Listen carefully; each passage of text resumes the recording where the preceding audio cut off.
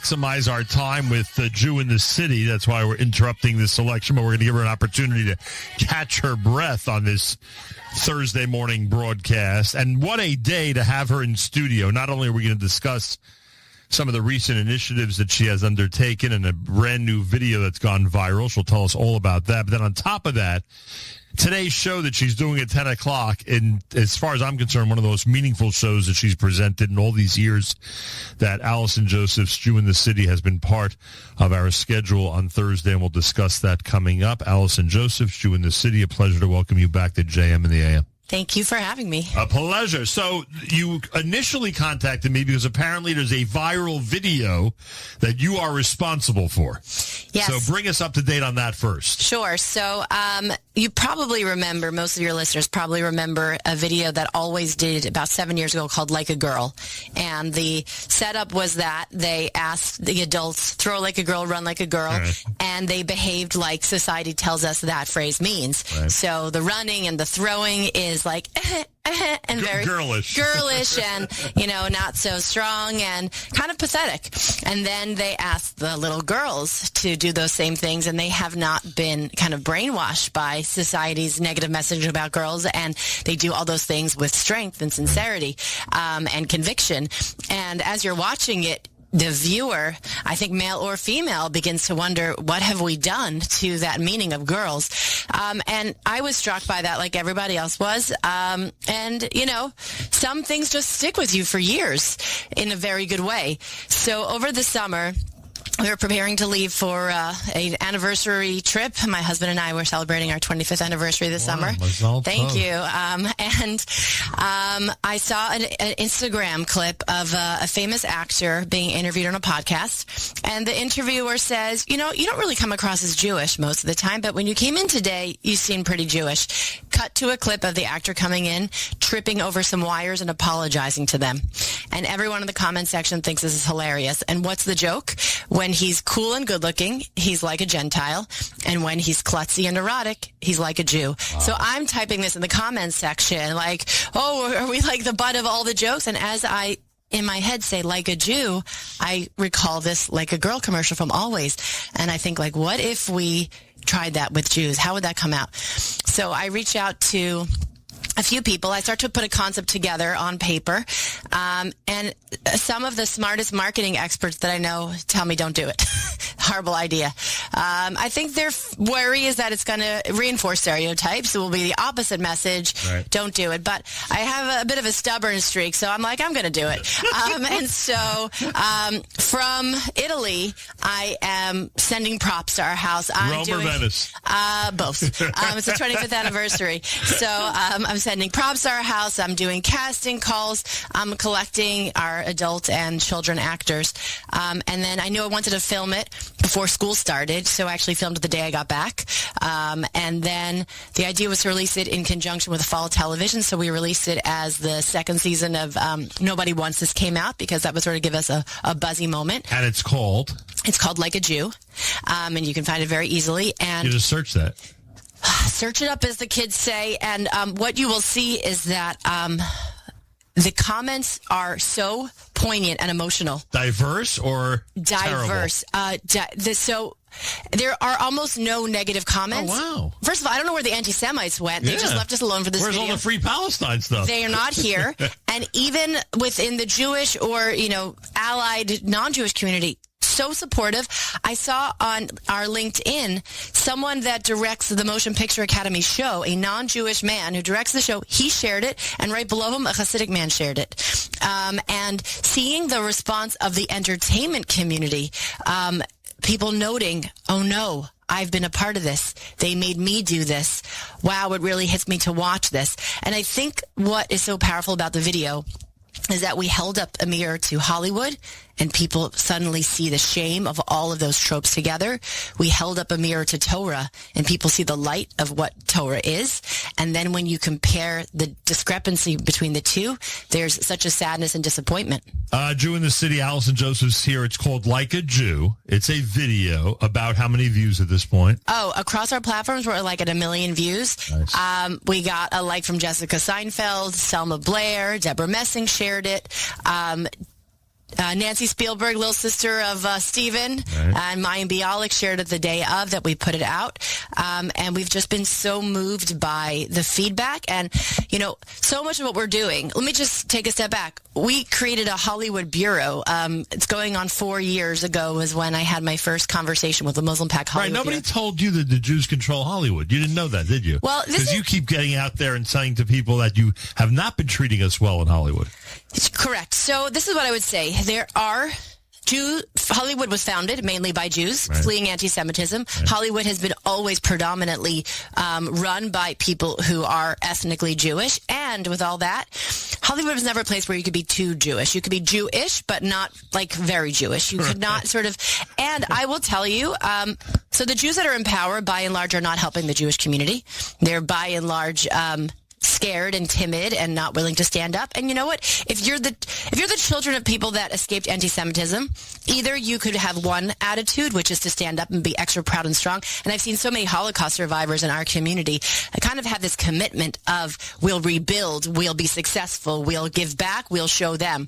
The other possibility is we'll be rich and successful, but we'll hide our Jewishness and no one will ever know. It sounds so much like you're speaking to one specific person, but I guess there are many that I could be imagining on the other end of your comments. There are many. When people say, why did you do this? Why is it you doing this? I tell them I wonder this all the time. There are legacy organizations that could have taken this on.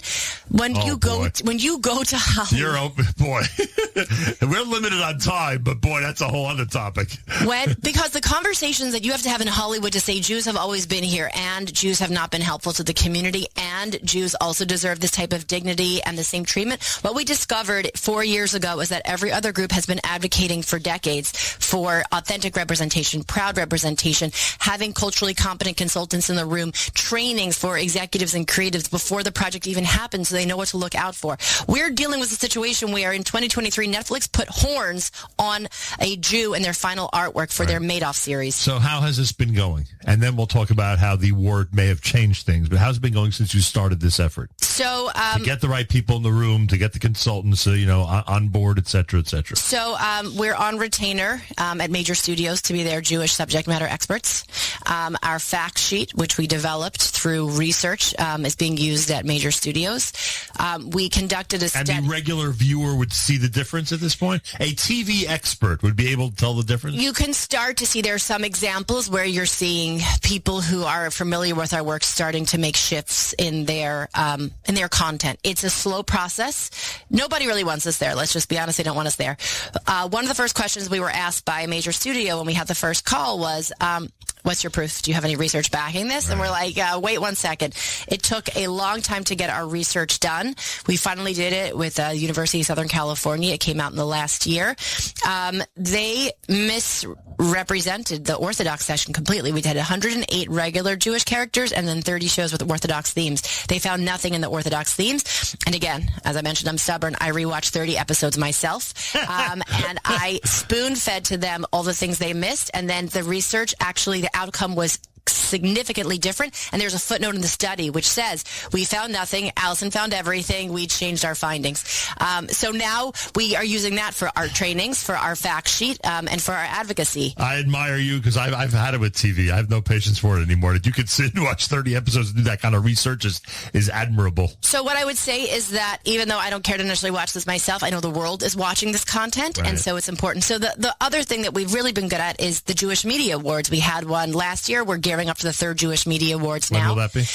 We're looking at November 2026. People are like, wait, a year off? Well, number one, there's not that much good Jewish content, so it takes us time to just even collect things. No, not a complaint. I'm just saying that if people are expecting it, it'll be about a year from now. Right, exactly. People wrote to me like, where's it this year? Right. I'm like, well, you can give a donation in the meantime if you're missing it to help us gear up for next year. But A, we have to wait for the Jewish content, and B, it really is a big strain in our organization, and so it takes time for us to... and at last year's Jewish Media Awards, my husband flew my future son-in-law in as a surprise. It was the first time I met him. Wow. He had just gotten out of war in Lebanon, and my husband thought it would be it was a very nice idea in theory. Right. If anyone had asked me if I wanted the surprise, I would have said, are you out of your mind? So basically we went from planning this huge gala at Lincoln Center. I'm like, let's invite Hollywood. Hollywood shows up. Right. I'm like, that terrifies me. Thank God it was beautiful.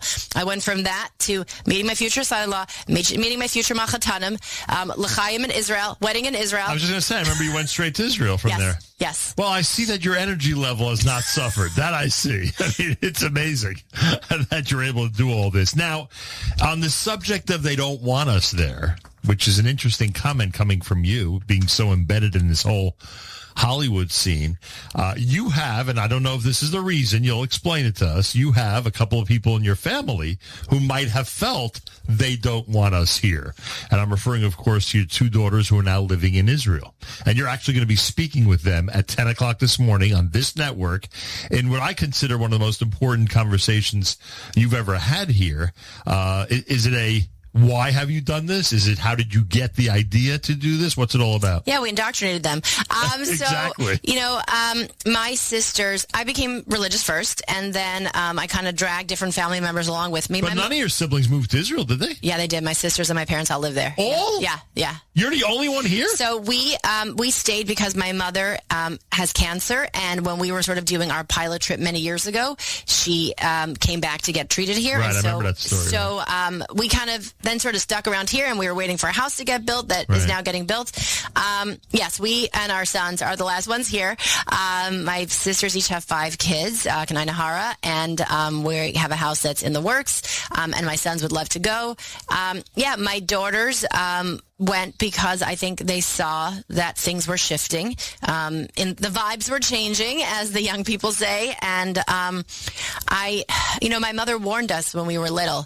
She's feeding us bacon cheeseburgers, and she's like, things are good today, but things were good in Germany, and things were good in Spain, and every country eventually tires of its Jews, and one day we may need to run. And by the way, I use that framing in these conversations in Hollywood when I say you think we're white, you think we're privileged. We are people that walk around with an uncertainty that's in our bones, and if our parents or grandparents knew what they were doing, it's in our minds as well. And their trauma has been handed down to the next generation. 100%. Look, I love being American. I was raised to be very patriotic. My grandfather was a World War II hero. And so I bought into all the, promise of America, and it's treated us well. And I feel like it's been a good run, but it looks like it may be coming to an end.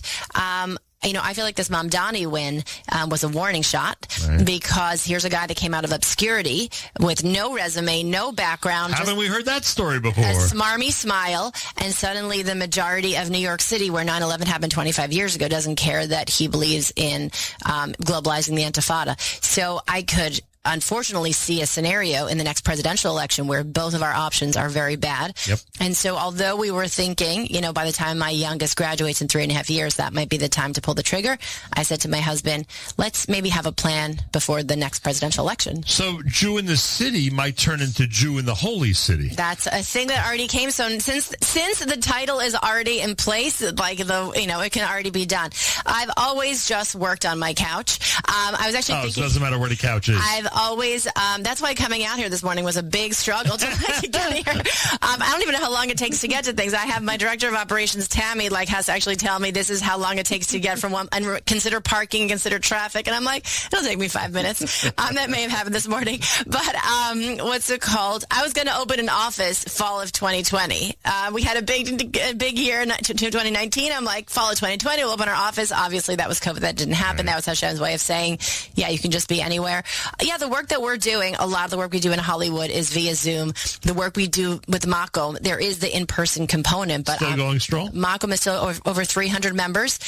We have a member that just posted about how she got married at the Kotel, and it was the most epic experience of her life. Did she marry someone of a similar background? Yeah, she did, and she came to us with such a sad story, and hurt in the home, hurt in the school, and rebuilding a Jewish life now.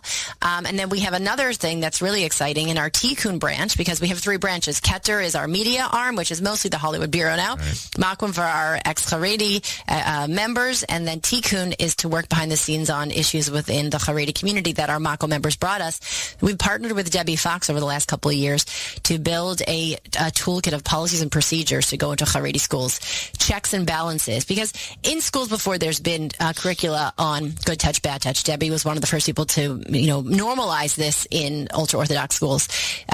What we found from some Mako members, there are principals that pretend to be tzaddikim but really have a hidden dark side, and they may never even touch anybody, lay a finger on anybody, and yet the emotional abuse and the way they terrorize them, or in some cases for the boys, physical abuse can really destroy lives. And so I approached Debbie after I heard this story, and I said, what if we build a framework so that schools and administrations know from the outset, how do you prevent the bad things from happening? What are the things you're not allowed to do? How do you create spaces and where... they welcomed her into school? So she is building up a task force, Haskamos. We're launching it now in many pilot schools. Thank God we are getting a very, very good reception on this. Here's the thing. Most people are good and want to do good, so this tells you how to do good and be good, how to set up scenarios where the bad things won't happen. And then if the bad things do happen, go to the back of the manual and figure out, now, how do you report it? How do you deal with it? So the bad is a small percentage in your belief. Correct. But the thing is that unless you have policies in place, the bad guys will find ways to get in. Right. So the good and then it'll feel like they dominate. Exactly. And because no one doesn't feel like anyone's standing up to them. So the idea is that we're going to normalize this, God willing. So this will be the standard everywhere. And the schools where they don't allow it in, that's going to become the red flags. Why don't you have this oversight in your schools? Wow. You have a lot of work that's going on. It's amazing. The video is entitled Like a Jew. Like a Jew. That's number one. First assignment that Allison's giving everybody. Make sure to check out the video, like it, share it, distribute it, make people around you aware of it. It's called Like a Jew. That's number one. It's got 1 million hits or more at this point. Secondly, everything Allison described this morning, whether it's the arm of her organization, Jew in the City, that deals with Hollywood, with those who've left the Haredi community, with the problems in the Haredi community, the recognized ones. This is not me accusing anybody of anything. These are problems that even those in the Haredi community will acknowledge are problems. All these are worth supporting. They could do so, I'm assuming, on your website. Yeah, our annual campaign is starting. There's not an official... really? Yeah, meaning we didn't put up the link yet, but the donate button works all year round, and this is the time of year that we're saying, But you're doing a year-ender? We're doing a year-ender. So we're in competition with each other? We're colleagues. We're colleagues. We're all working for Klal Yisrael, yes. Well, I'll be giving to yours. Let me know when and we'll feature it here, of course. Let me know when it kicks off. And finally, Allison speaks with her daughters, Meira and Adina, to explore why they turned away from their from the path that everyone assumed and chose to build their futures in the state of Israel, believing, as we always say, that the future of the Jewish people is in the state of Israel, not here. And I have translators when I go. Why? My daughters. Oh, you have translated. Good point, yes. You have people who are surrounded by the Hebrew language. And they are going to university in Hebrew. Oh, wow. That's pretty cool. It's pretty crazy that they're doing that. And as we're trying to get our ducks in a row there, and every form I get, I put into Google Translate. But I can also, thank God, go to them, and they're... it's funny, because I remember when we first met, I mean, I don't even know, do you remember your first appearance on the show 20 years ago? Something like that? Yeah. And I remember you had described your unique educational background, because you challenged yourself educationally your entire life, right? Would that be a good way of saying it? Sure. And it sounds like they're doing the same thing. It's true. I think they kind of feel like Mommy was the first one to come from the family, and we'll be the first ones to make Aliyah in our family. And end up with PhDs probably. Exactly. Yeah, anyway, it's very possible. We wish them the best of luck. Everyone should tune in 10 o'clock Eastern time. Allison has done a show with Meira and Adina, and there's no doubt that will inspire people to, again, think about heading east and making a life in Israel, which has essentially become the main message of this show after all these years. It's basically what we're all about now, that transition to get back. I mean, Mamdani helps me. Right. And other things that are happening here help. As you just said, it's funny you said it like that, by the way. It's funny you said it like that no matter who's running for president in the next cycle, it's very possible both major candidates will not be friendly toward the Jewish community the way things are going. So we need Israel to make its own weapons? Yeah, obviously. Right. You And saw the Prime Minister actually came out with a statement last week that he wanted to wean Israel off of aid from the United States. This is what a coincidence of when he decided to make that statement. I think that there is no way that we come out of this okay without divine assistance. And so I think it is now upon everybody that knows and understands to do whatever we can to increase our zechuyos as a community. When the Jewish people are together and doing what we're supposed to do, rockets can rain down from our mortal enemies, and the Jewish people are safe. I'm going to give you one last sort of comparison for this and Hollywood. When I saw Wakanda, Black Panther a few years ago, I was like, such a beautiful idea, Black Pride, this island off in the middle of nowhere, full of different tribes of the people, with a force field that protects them, and everybody in the world wants a piece of this place and to get in. And I'm like, I wish we could have something like that for the Jews. What great representation that would be. And I'm like, oh, wait, that's Israel. We have it already. We have it already, but it's not the stuff of fiction or superheroes. It's our reality. And this is why the world hates us, because the stuff of superhero dreams for everybody else is the reality of the Jewish people. If we just wake up and we see that we are living with miracles and that we have Hashem's protection. I'd say one of many reasons they hate us, but you're right. That's a primary one. The one thing we never really discussed in this session was the effects of the war on these efforts in Hollywood and how they made things even more difficult. But we'll save that for your campaign, please, God. Sounds good. When you announce the big year-ender. And thank you for visiting us this morning. Thanks for having me. Allison Josephs speaks with her two daughters who are now living in Israel. Tune in at 10 o'clock this morning right here on the Nachum Segal Network for that. Jew in the City Speaks. And go to her website to donate and support the amazing work that she's doing. And for more information about all the initiatives you brought to our attention. And the video is entitled Like a Jew. More coming up. You're listening to JM in the AM.